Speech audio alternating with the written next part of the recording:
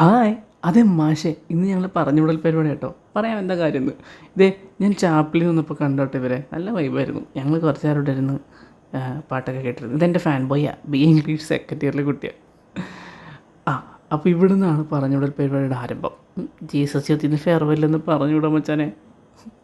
ഞങ്ങളോട് പൊക്കോളാൻ പറഞ്ഞു. ചുമ്മാ തമാശ പറഞ്ഞ കേട്ടോ. ജീസസ് യൂത്തിൽ ഉണ്ടായിരുന്ന എല്ലാവരെയും ഇതുപോലെ സീനിയേഴ്സിനെ ഫെയർവെല്ലെന്ന് പറഞ്ഞു വിടുവാണ്.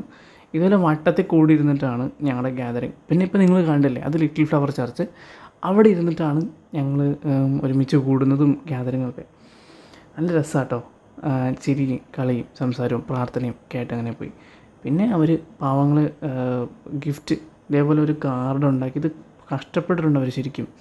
എഴുതി അതിനകത്ത് ആ പൂവും ആ മെഡലും കണ്ടത് എഴുതി ഒട്ടിച്ച് അങ്ങനെ ഒരുപാട് കഷ്ടപ്പെട്ടിട്ടുണ്ട്. ഇത് ആൻസൽ, ഇവനാണ് എന്നെ പള്ളിയിൽ നിന്ന് കാറിൽ നമ്മുടെ ഉണ്ണിയേട്ടൻ്റെ അടുത്തേക്ക് പറഞ്ഞു വിട്ടത്. അങ്ങനെ ഞാൻ ഉണ്ണിയേട്ടനും കൂടെ തിരിച്ച് വീട്ടിലേക്ക് പോവുകയാണ്.